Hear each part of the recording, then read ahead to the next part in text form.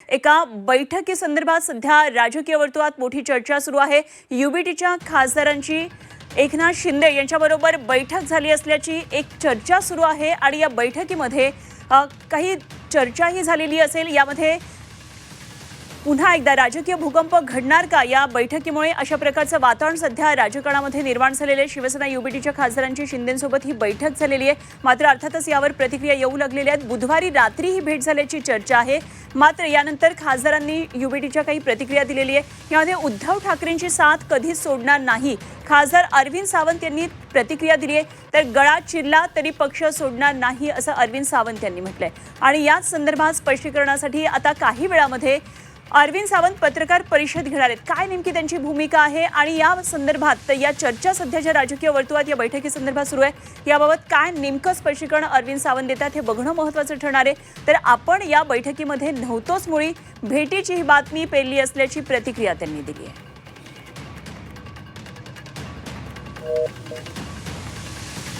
तर अरविंद सावंत यांनी त्यांची प्रतिक्रिया दिलेली आहे। काही वेळापूर्वी आमचे प्रतिनिधी कृष्णात पाटील यांच्याबरोबर आपण बोललो होतो आणि त्यांनी सुद्धा युबीटीच्या अनेक खासदारांबरोबर या संदर्भात प्रतिक्रियेसाठी जेव्हा फोन केला तेव्हा त्यांनी अशा प्रकारे कुठली बैठक झाली नाही असं म्हटलेलं आहे।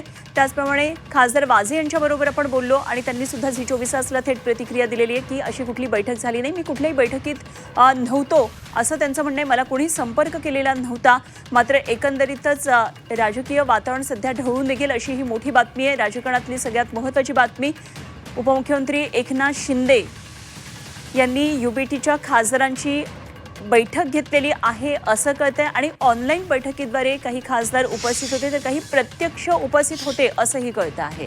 तर शिंदे योग्य वेळी ऑपरेशन टायगर करतील, मंत्री संजय शिरसाट यांनी हे वक्तव्य केलेलं आहे। तर शिंदे योग्य वेळ पाहूनच ऑपरेशन टायगर राबवतील असं म्हटलंय आणि मंत्री संजय शिरसाट यांनी हे वक्तव्य केलेलं आहे। तर शिंदेंच्या गोटातून ही पहिली प्रतिक्रिया आली आहे। संजय शिरसाट यांनी म्हटलेलं आहे योग्य वेळ पाहूनच शिंदे ऑपरेशन टायगर करतील असं त्यांनी म्हटलंय। ऑपरेशन करायची आमची जुनी सवय आहे। आम्ही ऑपरेशन करतो का, असं काय सांगून करतो का? मागचं ऑपरेशन सांगून केलं का? पत्ता लागत नाही। असे ऑपरेशन उघडपणे करायचे नसतात। ज्या दिवशी सगळा शिकार टार्गेटमध्ये येईल त्या दिवशी सगळं ऑपरेशन एका दिवसात संपलेलं असेल। म्हणून ही आता ऑपरेशनची वेळ काही काळातच तुम्हाला पाहायला मिळेल। थोडा दम धरा। एकनाथ शिंदे साहेब योग्य वेळेला टार्गेट पाहून ते फायर करत असतात।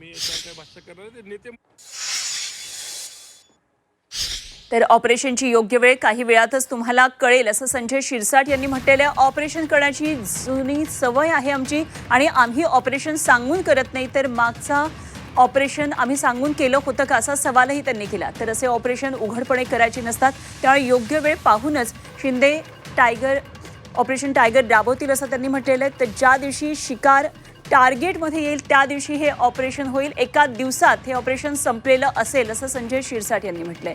तर हे ऑपरेशन तुम्हाला काही काळामध्ये पाहायला मिळेल असंही संजय शिरसाट यांनी त्यांच्या प्रतिक्रियेमध्ये म्हटलेलं आहे। त्यामुळे आता ही वेळ जवळ आलेली आहे का असा प्रश्न महाराष्ट्राच्या राजकीय वर्तुळामध्ये आता निर्माण होतो आहे।